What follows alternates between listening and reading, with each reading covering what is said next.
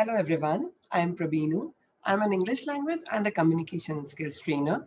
We all know about the importance of the Hindu newspaper editorial section, but we all know about the difficulties and the struggles which are related with understanding this section. So there are complex sentences, very tough vocabulary, comprehension is really difficult. So that's why we have started this series जहाँ पर हम हर दिन editorial section को discuss करेंगे.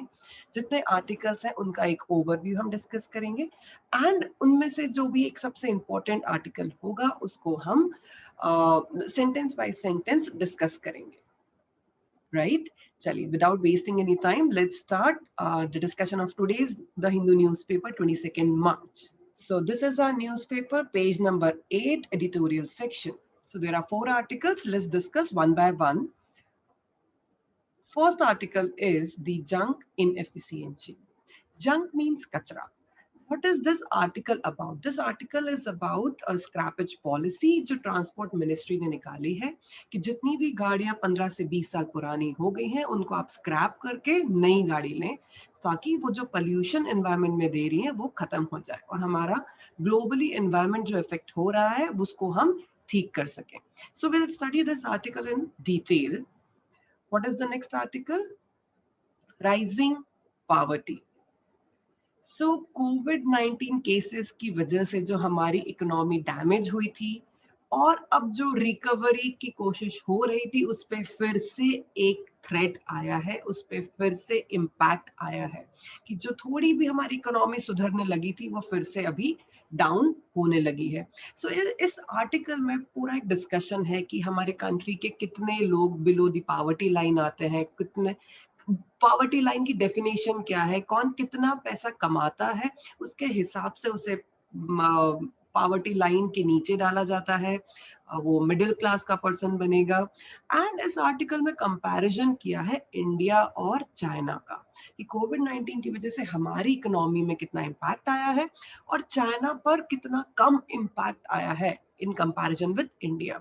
सो numbers के साथ बात करिए, इजी आर्टिकल है, जस्ट एक गो थ्रू करेंगे आपको समझ में आ जाएगा. Next article is the ground report in the Assam duel. So it is about the elections which are upcoming in the Assam. और duel means होता है fight, लड़ाई. Obviously elections होते हैं तो दो parties के बीच में duel होता ही है, commonly between the Congress and the BJP. So local politics के ऊपर based है, it is not very important. If you want to read it, just read it superficial manner. That's it, not very important article for our exam viewpoint. And the last article is doubling down on a resilient India. Resilient means एक ऐसी quality कि जब आप difficult situation में भी काफी अच्छा perform कर देते हैं और उस टफ सिचुएशन से बाहर आ जाते हैं. So resilient India. And doubling down means किसी भी चीज को और ज्यादा स्ट्रेंथ देना. So this article is about कि कैसे इंडिया में FDIs बहुत ज्यादा बढ़ रहे हैं, जितनी भी ग्लोबल कंपनीज हैं उनको इंडिया में इन्वेस्ट करना चाहिए एंड ये बहुत ज्यादा वर्दी है क्योंकि इंडिया बहुत ग्रोइंग इकोनॉमी है. हाउ, अगर आप इसके बारे में इस आर्टिकल को पढ़ेंगे यू विल अंडरस्टैंड कि कैसे FDI इनफ्लोज वर्क करते हैं, कितनी बड़ी बड़ी ग्लोबल कंपनीज हैं जो इस पर काम कर रही हैं और कैसे इंडिया में पैसा इनफ्लो हो रहा है. राइट? चलिए, सो ये थे हमारे आज के major 4 article. Now let's start the discussion on our article of the day. Okay, so our today's article is junk inefficiency. Junk means kachra, right? So kachra उतना efficiently काम नहीं कर रहा है जितना करना चाहिए. Let's see, इतना interesting headline है इसका. What is this about? It is about scrappage policy can work if incentives are confined to fuel efficient vehicle replacements. Scrappage policy तभी काम कर सकती है जब इसके फायदे होंगे और हर किसी को फायदा होगा, स्पेशली जितने भी फ्यूल एफिशिएंट व्हीकल्स हैं. फ्यूल एफिशिएंट जो कम पोल्यूशन करते हैं, जो कम फ्यूल यूज करते हैं, ऐसे व्हीकल को रिप्लेस करने में अगर इसका कुछ बेनिफिट होता है, अगर कोई इंसेंटिव्स होते हैं, तभी स्क्रैपेज पॉलिसी हमारी अच्छे से काम कर सकती है. So let's start. अच्छा, इस आर्टिकल को स्टार्ट करने के पहले हम एक जनरल डिस्कशन कर लेते हैं. व्हाट डू यू थिंक, अगर आपके व्हीकल को अगर कोई मना कर दे कि कल से आप यूज नहीं करेंगे और आप नया खरीदें, इज इट दैट इजी? क्या हम आज हमारा जो करंट व्हीकल है इतने महंगे आते हैं, उनको हम आज स्क्रैप करके नया खरीद सकते हैं। Why should I do that? जब तक मुझे कोई प्रॉब्लम नहीं होगा मेरे व्हीकल से, तब तक मैं नहीं खरीदूंगी। एंड ऑब्वियसली उसके लिए पैसे भी लगते हैं। इज एवरीवन केपेबल इनफ कि आज वो अपने एग्जिस्टिंग व्हीकल को ऐसे ही रातों रात चेंज कर सकते हैं? जब तक मुझे कोई बेनिफिट नहीं होगा, जब तक मुझे कोई फायदा नहीं होगा, तब तक मैं नहीं करूंगी। एनवायरमेंट के लिए हर इंसान तब सोच पाएगा जब वो उतना सक्षम होगा, जब वो फाइनेंशियली इतना सक्षम होगा कि वो ये काम कर पाए। तो लेट्स सी क्या है इस आर्टिकल में। The much awaited vehicle scrappage policy announced by the Transport Minister coming after the move for a green tax on aging and polluting automobiles. So ऐसे ऑटोमोबाइल्स जो पोल्यूशन बहुत ज्यादा कर रहे हैं या बहुत ज्यादा जो पुराने हो गए हैं, उनको स्क्रैप करने की पॉलिसी ट्रांसपोर्ट मिनिस्ट्री ने लॉन्च करी है। सो क्या इसके बेनिफिट्स हैं? इसके इकोनॉमिक बेनिफिट्स हैं, एक क्लीनर एनवायरनमेंट, सबसे ज्यादा इंपॉर्टेंट कि एक हमें बहुत क्लीन एनवायरनमेंट मिलेगा क्योंकि ऐसे व्हीकल्स पोल्यूशन कम करेंगे। And thousands of jobs, obviously जितने ज्यादा व्हीकल्स का डिमांड्स बढ़ेगा तो ऑटोमोबाइल इंडस्ट्री में जॉब्स भी इंक्रीज होंगे। Although it will take until April 1, 2022 for vehicles belonging to the government and public sector to be scrapped. So उन्होंने क्या प्लान बनाया है कि हर ईयरली 2 साल का ऐसे कुछ प्लान बनाया है कि फर्स्ट प्लान ये है कि 2022 तक जितने भी गवर्नमेंट और पब्लिक सेक्टर के जितने भी व्हीकल्स हैं उनको स्क्रैप करेंगे first. Another year thereafter to identify junk heavy commercial vehicles, ऐसे heavy commercial vehicles like trucks, right? तो इनका एक मैंडेटरी फिटनेस चेक होगा। फिटनेस चेक में चेक किया जाता है कि ये कितना एफिशिएंट व्हीकल है, ये कितना पोल्यूशन कर रहा है, कितना प्रदूषित कर रहा है हमारे एनवायरनमेंट को, तो क्या ये रोड पे चलने के लिए एफिशिएंट है या नहीं है, ये फिट है या नहीं है। सो नेक्स्ट ईयर ये काम किया जाएगा। And finally other vehicles by 2024, so next 2024 तक बाकी जितने रिमेनिंग व्हीकल्स है उनका फिटनेस चेक होगा। तो 3 स्टेजेस में उन्होंने ये प्लान किया है। देखने में और सुनने में तो बड़ा एक कंस्ट्रक्टिव रोड मैप लग रहा है, but it will be no easy task. ये एक इजी टास्क नहीं होने वाला है। क्यों इजी टास्क नहीं होने वाला है, क्या प्रॉब्लम्स आएंगे, let's see. It will be no easy task, however, to put in place a credible system of automated fitness checking centers. ऐसे automated fitness checking centers हर जगह लगाना स्टेट की मदद से, जो चेक कर पाए कि जो हमारे कमर्शियल एंड प्राइवेट व्हीकल्स हैं, राइट, वो रोड वर्दी है या नहीं है, वो रोड पर चलने लायक नहीं है या है, क्या प्रॉब्लम है। जो कमर्शियल व्हीकल्स के लिए टाइमलाइन है 15 इयर्स और प्राइवेट व्हीकल्स के लिए टाइमलाइन है 20 साल। तो अगर 20 साल से ज्यादा आपका खुद का कोई व्हीकल है जो पुराना हो चुका है 20 साल से ज्यादा, तो उसे फिटनेस चेक कराना कंपलसरी है। इक्वली इंपॉर्टेंट, इससे भी ज्यादा इंपॉर्टेंट क्या है, enforcement will be the key. What do you mean by enforcement? Enforcement मतलब कोई भी पॉलिसी जो बन जाती है उसको लागू करना। So पॉलिसीज तो बन गई हैं, पर इसको हम लागू कितना करते हैं वो सबसे ज्यादा इंपॉर्टेंट है, right? So enforcement will be की टू गेट देम स्क्रैप। हमने रिकॉग्नाइज भी कर लिया कि ये अनफिट व्हीकल है, पर उसको स्क्रैप करना और ऐसे व्हीकल को स्मॉलर टाउन्स जाने से रोकना। पता चला बड़े शहरों में स्कीम अप्लाई कर दी है, यहाँ पर अनफिट बता दिया है किसी व्हीकल को, और उस व्हीकल ओनर ने अपने व्हीकल को छोटे शहरों में भेज दिया जहां पर ये फिटनेस सेंटर्स नहीं है। सो ये हमारी पॉलिसी काम नहीं करेगी। States must also come on board to provide road tax and registration concessions. अब स्टेट को भी इस पिक्चर में काम करना पड़ेगा, इस पॉलिसी में काम करना पड़ेगा कि वो कुछ बेनिफिट दें जो इस व्हीकल को स्क्रैप करा रहे हो, नया ले रहे हैं, उनको कुछ इंसेंटिव दे। किस टाइप का इंसेंटिव हो सकता है, उनको रोड टैक्स में कंसेशंस दे, उनको रजिस्ट्रेशन में कुछ कंसेशन दे, कुछ डिस्काउंट मिले, और जो ऑटोमोबाइल इंडस्ट्री है उन्हें भी कुछ बेनिफिट देना पड़ेगा, तभी लोग अपने व्हीकल्स को स्क्रैप कराएंगे। तो वो ऑटोमोबाइल इंडस्ट्री क्या बेनिफिट दे सकती है, is expected to sweeten the deal with genuine discounts on new vehicles, कि जिससे भी नए व्हीकल्स खरीद रहे हैं उनको कुछ डिस्काउंट्स देना चाहिए सो दैट कोई फायदा दिखेगा तभी जो भी कंज्यूमर है वो अपना व्हीकल स्क्रैप करा के नया व्हीकल लेने के लिए रेडी होगा. Transport Minister Nitin Gadkari, who has had limited success with the enforcement with the amended Motor Vehicles Act of 2019, उन्होंने पहले भी मोटर व्हीकल्स एक्ट में ये चेंजेस करने की कोशिश करी थी जिसमें वो ज्यादा सक्सेसफुल नहीं हुए थे. क्यों नहीं हुए थे? Because states are not entirely on board. State ने प्रॉपरली काम नहीं किया.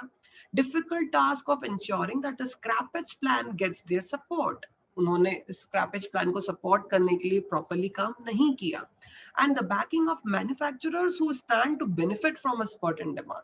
सो मैन्युफैक्चरर्स जिनको ऑटोमेटिकली फायदा होता उनके व्हीकल्स की डिमांड बढ़ती, सो उन्होंने भी काफी अच्छे से सपोर्ट नहीं किया. इसलिए ये चेंजेस जो पहले 2019 में लॉन्च करे थे ज्यादा सक्सेसफुल नहीं हुए हैं. Heavy commercial vehicles which contribute disproportionately to pollution, जितने ये हमारे ट्रक्स हैं या जो कमर्शियल व्हीकल्स हैं ये पोल्यूशन में बहुत ज्यादा कंट्रीब्यूट करते हैं. See the number 1.7 million vehicles का fitness certificate है ही नहीं. They lack fitness certificates and this is a biggest challenge. Many of these cannot be replaced quickly in the absence of financial arrangements. जैसा कि हमने discuss किया था कि इनको एक्सचेंज करना, इनको रिप्लेस करना इतना आसान नहीं हो सकता बिकॉज ऑफ फाइनेंशियल अरेंजमेंट्स. जो छोटे ऑपरेटर्स हैं उनके पास इतना पैसा नहीं होता कि वो इतने बड़े बड़े व्हीकल्स को आसानी से रिप्लेस कर सकें, राइट? सो इसलिए वो लोग नई पॉलिसीज का अपोज करते हैं. Moving ahead, vehicle scrappage and replacement is seen internationally as a route. vehicle scrappage जो पॉलिसी ना सिर्फ इंडिया में ही नहीं, इंटरनेशनली ग्लोबली पॉलिसी को कैसे देखा जाता है, that it is a route. ये एक रास्ता है. हमारी इकोनॉमी जो अफेक्ट हुई है कोविड-19 की वजह से, सो इसको रेजुविनेट करने का, रेजुविनेट करना मतलब किसी चीज में फिर से जान डाल देना जो खत्म हो रही है, राइट? सो हमारी इकोनॉमी में फिर से जान आ सकती है. ग्रीन टेक्नोलॉजीज होंगी, notably electric vehicles. Electrical vehicles जो बैटरी से चलते हैं उन पे ज्यादा फोकस किया जाएगा एंड ऐसे व्हीकल्स पे फोकस किया जाएगा जो जीरो एमिशन देते हैं. और एंड जो हमने पेरिस अग्रीमेंट किया है, जो हमारे कमिटमेंट्स है पेरिस अग्रीमेंट में कि ग्लोबल एनवायरनमेंट फ्रेंडली हमें माहौल बनाना है, सो वो जो टारगेट है वो भी हमारा इस पॉलिसी से अचीव हो सकता है. India's automobile ecosystem is complex, बहुत complex है. Motor spanning fossil fuel driven vehicles, इतने ज्यादा fossil fuels जो यूज करते हैं ऐसे ही vehicles यूज में है. And a nascent EV segment. Nascent means एकदम नया, जो अभी तक डेवलप नहीं हुआ है. तो इलेक्ट्रिक व्हीकल्स का जो सेगमेंट है ये अभी हमारे यहाँ बहुत नया है, बहुत डेवलप नहीं हुआ है. लोगों में अवेयरनेस नहीं है, चार्जिंग पॉइंट्स का प्रॉब्लम है, so lot of problems are there. So इसलिए ये अभी हमारे यहाँ सब कुछ बहुत टफ है इस पॉलिसी को इम्प्लीमेंट होना. The industry share pre-COVID-19 was 7.5% of GDP. इस ऑटोमोबाइल इंडस्ट्री का जो शेयर था हमारी जीडीपी में before Covid, that was 7.5%. with significant downstream employment, और काफी अच्छा employment भी था, but it also imposes a fuel import burden. सबसे ज्यादा fuel import का burden ऑटोमोबाइल इंडस्ट्री की वजह से आता है. जितने ज्यादा व्हीकल्स होंगे उतना ही ज्यादा फ्यूल कंज्यूम होगा, और फ्यूल कंजम्पशन बढ़ेगा तो हमें फ्यूल इंपोर्ट करना पड़ेगा, हमें बाहर से फ्यूल लेना पड़ता है. तो that is the burden. The center has to arrive at a balance and have incentives. Centre को एक बैलेंस बनाना पड़ेगा, बहुत सारे इंसेंटिव्स देने पड़ेंगे मैन्युफैक्चरर्स को स्पेशली. जब तक मैन्युफैक्चर को भी फायदा नहीं होगा वो कंज्यूमर्स को डिस्काउंट नहीं देगा. Failure to prioritise fuel efficiency. हम फ्यूल एफिशिएंसी को प्राथमिकता नहीं दे पा रहे हैं, ज्यादा हाई स्टैंडर्ड सेट नहीं कर पा रहे हैं, और ऐसी गाड़ियां, ऐसे व्हीकल्स जो फ्यूल गजलर्स हैं. फ्यूल गजलर्स मींस, गजलर मतलब बहुत तेजी से कोई चीज पीना. सो ऐसी गाड़ियां जो बहुत ज्यादा फ्यूल कंज्यूम करती हैं उनके ऊपर टैक्सेस भी बहुत ज्यादा लगाने चाहिए. अगर हम ये सब नहीं करते हैं तो हम हमारी पहले की गलतियों को ही रिपीट करने वाले हैं, जैसा कि अब्रॉड में होता है। जो फ्यूल एक्सचेंज प्रोग्राम्स जो बाहर चलते हैं उनमें भी यही गलतियां कर रहे हैं, जहां पर फुल एनवायरमेंटल बेनिफिट्स नहीं मिल पाते हैं। जब हम यही गलतियां करेंगे तो जिस एनवायरमेंटल बेनिफिट के लिए पॉलिसी हम लॉन्च कर रहे हैं वो नहीं हो पाएगा। And taxpayers ended up subsidizing inefficiency, और जो टैक्स पेयर है वो बहुत इनएफिशिएंटली सिर्फ बस पैसा देते जाएंगे पर कोई बेनिफिट नहीं होने वाला है। Ecological scrapping as a concept must lead to high rates of materials recovery. See, इस पूरी पॉलिसी का बेनिफिट क्या है? इकोलॉजी, इस हमारे एनवायरमेंट सिस्टम के लिए जो चीजें खराब है उनको स्क्रैप करना, उनको खत्म कर देना। तो एक कॉन्सेप्ट का बेसिक बेनिफिट ही क्या है? ताकि हमारा एयर पोल्यूशन कम हो जाए, ठीक है, और हमारे एनवायरमेंट पर प्रेशर कम हो। इसके लिए सजेशन ये दिए हैं कि हर किसी का बेनिफिट होना चाहिए, इसमें स्टेट्स को सपोर्ट करना चाहिए, ऑटोमोबाइल मैन्युफैक्चरर्स को सपोर्ट करना चाहिए, तभी हम ये अचीव कर पाएंगे target, right. So I hope ये आर्टिकल आपको काफी अच्छे से समझ में आया होगा। नाउ योर होमवर्क इज कि आप ये आर्टिकल अब एक बार खुद से पढ़ेंगे, राइट, एंड जितने रिमेनिंग आर्टिकल हमने सुपरफिशियल मैनर में डिस्कस करे थे सिर्फ आप एक बार उनको गो थ्रू करिए, धीरे धीरे आपका अंडरस्टैंडिंग बढ़ता जाएगा, right. So that's all from my side for today's session. Thank you everyone.